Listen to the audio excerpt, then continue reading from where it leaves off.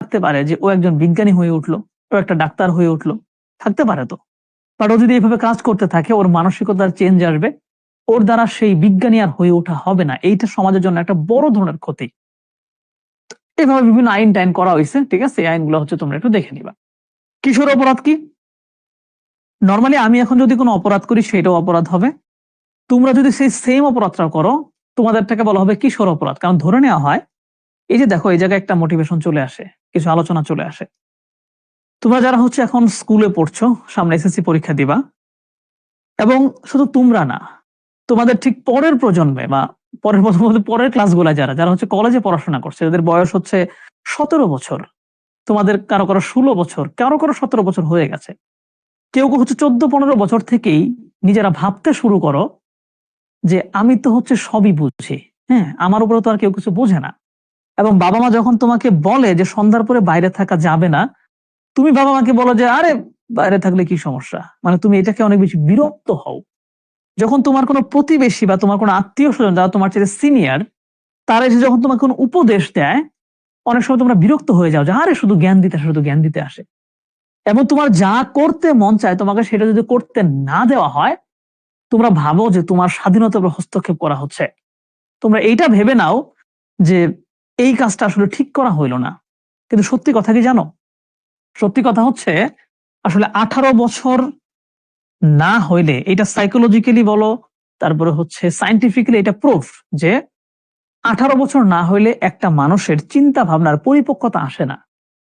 So 18 বছর হইলেই ধরে নেওয়া হয়, কোনো কোনো মানুষকে তো 18 বছরও হয় না, আরো দেরি সময় লেগে যায়। আবার কোনো কোনো মানে মানুষের ক্ষেত্রে 1-2 বছর আগে এটা আসতে পারে।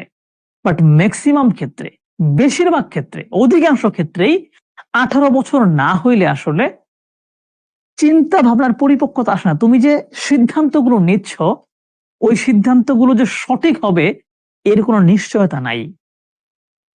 বুঝতে পারছো? এই জন্য কিন্তু তুমি দেখো যে দেশের যে ভোট দেওয়ার যে অধিকার, তোমাকে কখন ভোট দেওয়ার অধিকার দেওয়া হবে? তোমার বয়স যখন 18 হবে তখন। তার মানে ভোটের মাধ্যমে তুমি কি করো? দেশকে পরিচালনা করবে, রাষ্ট্রকে চালাবে, তুমি তাকে নির্বাচন করে দিচ্ছ। সো তোমার তো ওইটুকু বুদ্ধি হইতে হবে যে যখন তুমি বুঝতে পারবে আচ্ছা আমি যদি এই মানুষটাকে ভোট দেই, এই মানুষটা দেশের জন্য ভালো করতে পারবে। জাস্ট এইটুকু বোঝার ক্ষমতা তোমার 18 বছর আগে হয় না বলে ধরে নেওয়া হয়। তাহলে তোমার জীবনের জন্য কি সিদ্ধান্ত তুমি নিবা? তোমার কি রাতে বাইরে থাকা উচিত কিনা, সন্ধ্যার পরেও খেলাধুলা করা উচিত কিনা, বাজে বন্ধুদের সাথে চলা উচিত কিনা, ওই বন্ধুটা ভালো না খারাপ, তুমি কি এগুলো বুঝতে পারবা? পারবা না। এই জন্যই 18 বছর হওয়ার আগ পর্যন্ত তোমার পরিবার, তোমার সিনিয়র মানুষজন, বড় ভাইরা তোমাকে অনেক উপদেশ দেয়, এবং তুমি ধরে নিবা যে এই উপদেশগুলো তোমার ভালোর জন্য দেয়া হচ্ছে। কারণ তোমার এখনো সেই পরিমাণ বোঝ আসে নাই, তুমি এখনো সেগুলো বুঝতে পারো না, এই জন্যই তোমাকে সেগুলো দেয়া হয়। আর তুমি যদি তখন ভাবো যে না আমি তো সবকিছু বুঝি, তুমি আসলে কিছু বুঝো না। তুমি জাস্ট একটা উদাহরণ খেয়াল করে দেখো না। এই কথা হয়তো আমি আগেও বলেছি। তুমি ক্লাস 5-এ যে সমস্ত চিন্তা ভাবনা করতা, তুমি চিন্তা করে দেখো তো, এমন অনেক চিন্তা ভাবনা করছো, এমন অনেক প্ল্যান করছো, যেটা এখন তোমার মনে হইলে হাসি আসে যে হাই রে কি বলদ ছিলাম তখন, হয়েছে না?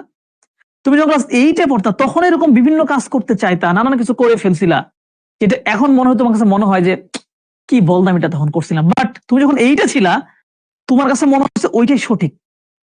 তুমি যখন 5-এ ছিলা তোমার মনে হয়েছে যে এইটাই হয়তো আমি সঠিক কাজ করতেছি। বাট কয়েক বছর পরে তুমি বুঝতে পারছো যে ওইটা আমার ভুল ছিল। সো এখন তুমি যেটা করতেছো, এইখানেও কিছু কিছু জিনিস তুমি ভুল করতেছো, এইটা তোমার ভার্সিটিতে ওঠার পরে তোমার মনে হবে। তাই এই সময়টাতে তোমার বাবা মায়ের পরামর্শটা শুনে চলা উচিত। এবং বাবা মা তোমার কখনো খারাপ চায় না, বাবা মা তোমার সবসময় ভালো চায়। শিক্ষকরা তোমার সবসময় ভালো চায়। আজকে তোমার পড়তে বললাম, তাই না? বললাম যে সবকিছু ছেড়ে দিয়ে হচ্ছে তুমি ওই ঘন্টা অনুযায়ী তুমি পড়তে থাকো। এটা কেন বললাম? তোমার ভালোর জন্য বললাম। সন্ধ্যার পরে কখনোই বাইরে থাইকো না, বাসায় চলে আসো। খেলাধুলা করতে হবে, সেটা আসর নামাজের পরের অংশটুকু তুমি একটু খেলাধুলা করো, এবং অনেক সকালে উঠে একটু হাঁটাহাঁটি করো। বাট বাকি সময়টা তুমি পড়াশোনা করো, এটা তোমার জন্য কাজে লাগবে। সো জীবনে তোমার বয়স যখন পরিপক্ক হবে, তুমি যখন সঠিক সিদ্ধান্ত নিতে শুরু করবা, তখনই তুমি নিজে নিজে সব সিদ্ধান্ত নিও। এখনই সব সিদ্ধান্ত নিজে নিতে গিয়ে ভুল সিদ্ধান্তের মধ্যে কেউ যায় না, ঠিক আছে? তো কিশোর অপরাধটা হচ্ছে, ধরে নেওয়া হয় তুমি যদি কিশোর থাকো, তোমার বয়স যদি 18-র নিচে হয়, তাহলে তুমি যদি কোনো অপরাধ করে ফেলো, তাহলে রাষ্ট্র বলবে যে এইটা আসলে নর্মাল আমার বয়সে কেউ করলে এটাকে অপরাধ বলে আমাকে শাস্তি দেবে, বাট তোমাকে শাস্তি দেবে না। বলবো তুমি এটা ভুল করেছো, তুমি অপরাধ করো নাই, তুমি এটা না জেনে করেছো। কারণ ধরে নেওয়া হচ্ছে তোমার সেই পরিমাণ বুদ্ধি এখন হয় নাই, তাই তোমাকে সংশোধন কেন্দ্রে নিয়ে যাবে যে তুমি যাতে সেখান থেকে ঠিক হয়ে আসতে পারো। বুঝতে পারছো? তো এরকম ভাবে বিভিন্ন কিশোর অপরাধ হয়, এবং বেশিরভাগ ক্ষেত্রে এই অপরাধগুলো করা হচ্ছে যে সমস্ত শিশুরা পরিবার থেকে বঞ্চিত থাকে, খারাপ সঙ্গীর সাথে মিশে যায়, বিভিন্ন খারাপ গ্যাংয়ের সাথে মিশে যায়, তারা হচ্ছে এই ধরনের অপরাধমূলক কাজে জড়িয়ে পড়ে। তো তাদেরকে নিয়ে সংশোধন করতে হয় আর কি, এবং এদের হচ্ছে যে সংশোধন করা হয়। পারিবারিক দুর্বল বন্ধন এটার একটা কারণ, এবং আকাশ সংস্কৃতির প্রভাব, মানে বিভিন্ন দেশের সংস্কৃতি দেখে দেখে, সিনেমার মধ্যে ভায়োলেন্স দেখে দেখে কিশোররাও ভায়োলেন্ট হয়ে যায়। ঠিক আছে, ওকে। মাতৃকল্যাণ তো বুঝতেই পারতেছো যে একটা শিশু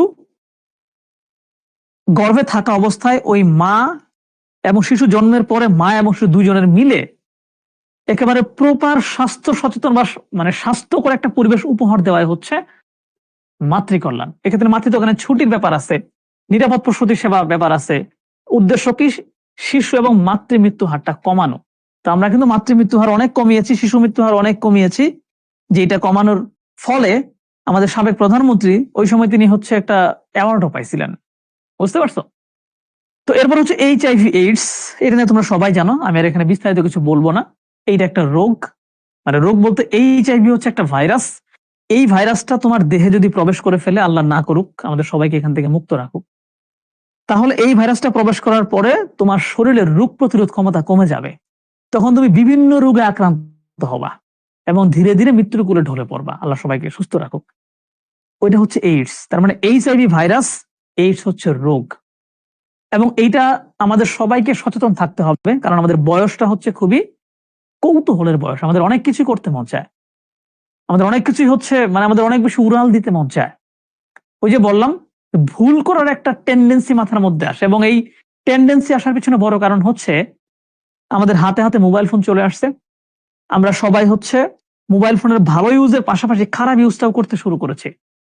বিভিন্ন ধরনের অ্যাডাল্ট বিভিন্ন মুভি, অ্যাডাল্ট বিভিন্ন সিন ইত্যাদি দেখার মাধ্যমে, বিভিন্ন রোমান্টিক সিনেমা, রোমান্টিক কাহিনী দেখার মাধ্যমে নিজেদের ভিতরেও এরকম জেগে উঠে যে আমাদেরও একটু রোমান্টিক হওয়া দরকার, আমাদেরও এইসব করা দরকার। নানান ধরনের বাজে চিন্তা যখন মাথায় আমাদের গেথে বসে, তখন আমরা ভুল করার রাস্তায় চলে যাই। কিন্তু জানতে হবে যে এই ভুল করে ফেলার পরে এইখানে যে ভুলগুলো করার পসিবিলিটি আছে, এইটা তোমার মৃত্যু ঘটিয়ে ফেলতে পারে।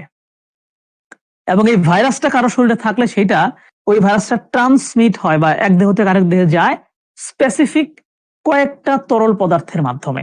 আমরা জানি সেটা, আমার বলতে কোনো লজ্জা নেই। আমাদের রক্ত ট্রান্সফারের মাধ্যমে যেতে পারে, আমাদের বীর্যের মাধ্যমে যেতে পারে, ঠিক আছে? এবং বুঝতেই পারতেছো যে রক্ত, বীর্য এগুলো ট্রান্সফার হয় কোন কোন মাধ্যমে, ওই জিনিসগুলোর ক্ষেত্রে সতর্ক থাকতে হবে আমাদের।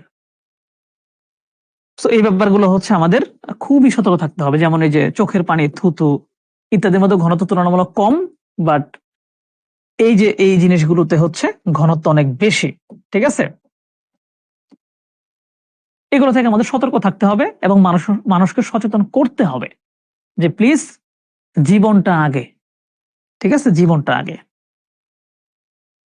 এইডস এর ধারণা এগুলো তো জানি আমরা, কারণ তো বুঝতেই পারতেছি। এবং এই যে বললাম যে যে স্পেসিফিক তরল পদার্থগুলোর মাধ্যমে ভাইরাসটা সংক্রমিত হয়, এক দেহ থেকে আরেক দেহে যায়, ওই জিনিসগুলোর প্রতিরোধ করে তুলতে হবে। ধরো রক্ত সিরিঞ্জের মাধ্যমে, ধরো সিরিঞ্জটা ভালো করে হচ্ছে চেক করে রাখতে হবে। আশা করি বুঝতে পারছো তোমরা। নতুন আইন হয়েছে কিনা, তাহলে এখান থেকে প্রশ্ন